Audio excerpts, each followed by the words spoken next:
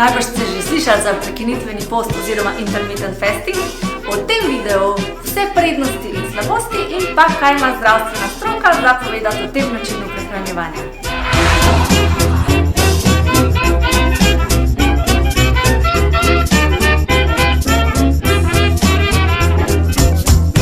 Živijo spet nazaj na kanalu Moj laboratorij. Aleš, Bija, midva sta zdravstvena delavca in bova še malo ostala pri hrani. Ker smo lih okrog praznikov, ker so bile seveda polne mize, to pa pomeni, da ste zihar pojedali preveč in dodali s tem kakšno kilco, ki bi se zdaj mogoče radi znebili.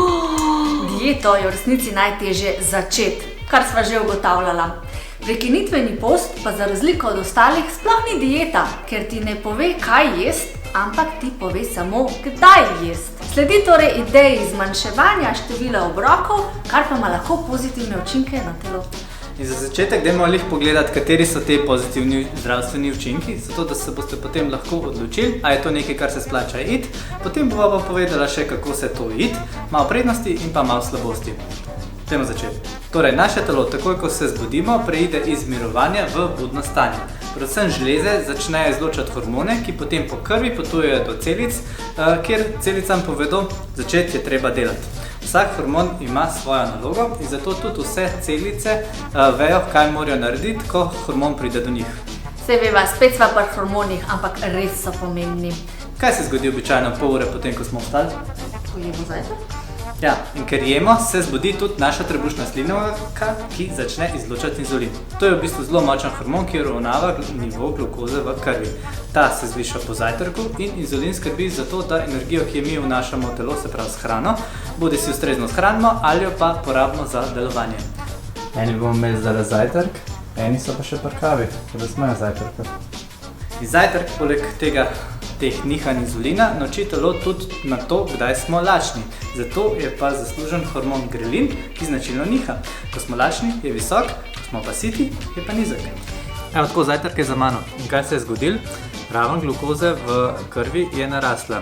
In zaradi tega bo v bistvu se zdaj zbudila moja trebušna slinavka, ki bo začela izločati inzulin in ta inzulin bo šel do celic, zato da bi znižal to raven glukoze. Bija pa v bistvu tega ni doživela zaradi tega, ker ni jedla zajtrka. No, prekinitveni post pa pozitivno vpliva ravno na ta nihanja in izničuje te ustaljene navade, ki jih imamo glede prehranjevanja. Treba pa je razlikovati med dejansko lakoto, to je takrat, ko telo res potrebuje hrano zaradi energije, in pa med lakoto zaradi grelina. Kaj delaš? Nekaj bi. Pa si lačna ali si zdaj sem dal čas zobe? Zato intermittent fasting oziroma prekinitveni post s pridom uporabljajo tudi v novejših medicinskih študijah pri ljudeh z diabetesom. Tam si seveda želimo čim manj teh inzulinskih skokov in pa nihanj in rezultati so v bistvu zelo spodbudni. Ker telo lahko energijo začne kuriti tudi iz špehca, zato ga pa imamo. In 1 gram špehca ima tudi 9 kalorij in nekateri tako s sabo nosijo cele elektrarne. Oba sva vstala ob 8 zjutraj, Aleš je pojedel zajtrk, jaz sem pa samo spila kavo. To zdaj pomeni, da Aleš za energijo porablja ta svoj zajtrk, jaz pa svoje lastne zaloge špehca. Kaj češ lepšega? Ok, ampak dosti teorije. Midva nimava diabetesa. Zakaj se torej pa sploh greva prekinitveni post? Zato, ker nama ta post prinaša ogromno prednosti. Naprimer, izgubo telesne teže, zmanjša vnetje, zmanjša tudi željo po hrani, da nama več energije in pa tudi bolj spiva. Sami plusi, a ne? Kako se pa to gre? Obstaja več izvedenk, nekako najbolj ljudska in življenjska je pa tudi pravilo 16:8. Spravi, ne jem 16 ur, jem 8 ur. No, za priljubljenost prekinitvenega posta po metodi 16:8 je zaslužen Martin Berkan, strokovnjak za fitness.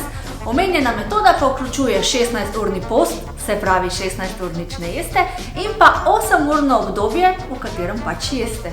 No, evo, ura je 12 in jaz sem začakala svoj prvi obrok, medtem ko je Aleš že na ta drugmu. Ker pa sem jaz toliko časa čakala s svojim zajtrkom, lahko zdaj pojem 3 jajčka.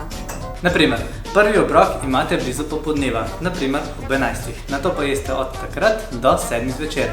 V tem prehranjevalnem obdobju zaužijete 2 do 3 obroke, ki so seveda sestavljeni iz zdrave prehrane. Poudarek je na zdravi prehrani. Zakaj? Hitro se namreč zgodi, da potem takrat, ko jemo, se na krožniku znajde čisto vse. Izbira hrane je zelo pomembna. No, kako pa ta metoda 16:8 pripomore k izgubljanju teže?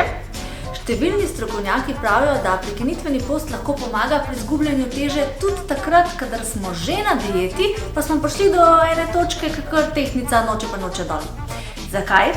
Post telo v bistvu prebudi iz tega načina, da shranjuje vse tisto, kar misli, da bo še kdaj rabil, in kot vir energije namesto tega začne porabljati naše lastne maščobe. To pomeni, da bo telo brez nenehnega vira hrane, se pravi to je gorivo, ker ne jemo, poseglo po maščobi, ki jo v bistvu že shranili. To pa imamo na trebuhu, a ne? In zato so ljudje s pomočjo intermittent fastinga oziroma prekinitvenega posta precej bolj uspešni pri hujšanju. Tvoje okno za prehranjevanje in pa tisto obdobje, v katerem ne jeste, si seveda lahko naštimate čisto glede na svoj urnik. Če vam izpuščanje zajtrka recimo ne ustreza, potem boste začeli jesti ob 7 in nehali ob 3 popoldne. Pa pol seveda spustili večerjo. Prekinitveni post po metodi 16-8 je pa lahko učinkovit tudi zato, ker v bistvu že itak 8 ur spimo, se pravi ste pol že naredili po noči. Med postenjem še vedno lahko pijete črno kavo ali pa čaj in kofein bo obrzdal lakoto in zaradi tega se boste tudi lažje pustili. Črna kava in pa čaj sta pa itak brez kalorij, tako da brez skrbi. No, ko pa meni začne kruliti, pa v bistvu ni še čist čas za prvi obrok, pa to najlažje rešim s kavo. In še ena prednost je, da ker boste vse kalorije zaužili v krajšem času, se pravi v 8 urah, boste zato lahko uživali tudi večje obroke, pri čemer boste posledično bolj siti, kot če bi zaužili 3 manjše obroke tekom celega dneva. Ampak to vse ne pomeni basanja, pa da lahko pojeste kar čisto vse, kar mi pride, lahko si pa privoščite majhen večji obrok, recimo 3 jajčka namesto 2 za zajtrk. Tudi če boste spustili zajtrk, še vedno lahko uživate hrano, ki bi jo sicer uživali ob zajtrku in jo imate radi, da boste odložili do kosila. In ko boste preživeli prvi teden postenja, ne boste čutili lakote in se spraševali, kako sem sploh lahko jedel tisto obrok, ki smo ga zdaj spustili. Boste pa tudi precej manj napihnjeni, vaše misli bodo jasnejše, glava in telo bosta pa tudi lažja. Mogoče kot zanimivost, prekinitvenega posta se poslužujejo tudi kirurgi pred daljšimi operacijami, zato da so bolj fokusirani. No, seveda pa se najdejo tudi nekatere slabosti prekinitvenega posta, ki pa ni nujno, da prizadanejo čisto vse. Recimo, prvi teden ali pa 2 sta lahko majčkeno težja. Če sva prej rekla, da si lahko čas med obroki skrajšate s kavo, morate vedeti pa tudi, da vam bo pomagala voda, tako da ne pozabite piti. Mogoče se ne boste mogli izogniti občutku lakote, razdražljivosti, pomanjkanju energije in pa žalosti, ker ne morate jesti čisto takrat, ko si ostali. Mami, a lahko zdaj jemo? Sploh če imate družino, bo izpuščanje obrokov malo težje, zato boste morali izbrati najenostavnejši urnik. Mogoče boste mogli spremeniti tudi vadbo, kar bo v primeru, da ste telovadili že ob 6 zjutraj, čakanje na prvi obrok ob 12 precej dolgo. Meni pomaga to, da telovadim pač popoldne oziroma v tistem času, ko pač jem. A sem vam že prodala idejo? Kako pa zdaj začeti? Sledi nekaj navodil za lažji začetek. Cilj prekinitvenega posta ni uživanje manjšega števila kalorij. Ne se iti all in že kar takoj na začetku. Poskusite najprej zaužiti isto število kalorij, kot ste prej, samo pač v krajšem časovnem obdobju. Verjetno boste potem ugotovili, da v bistvu sploh ne rabite vseh tistih malci in prigrizkov in da boste dovolj že 2 malo večja obroka.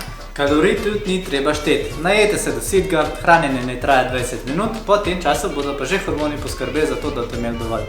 No, če se vam pa 16-8 mogoče zdi za začetek prehudo oziroma ste probali tudi s kavo pa z vodo pa ste bili še vedno lačni, mogoče dajte za začetek raj poskusiti 12-12. V tem primeru, če spite 8 ur, imate 3/4 že pokritega, 2 urce pred spanjem pa 2 urce po bojenju boste pa tudi zdržali breza, ne? Ko se boste 12 ur pustili, pa bosta že raven inzulina in sladkorja v krvi padla, kar pomeni, da bo telo tudi za energijo začelo porabljati maščobe, kar je pa ena izmed glavnih prednosti tega posta. Tako, prekinitveni post je v bistvu nekaj zelo zanimivega, tudi zdravstvenega vidika.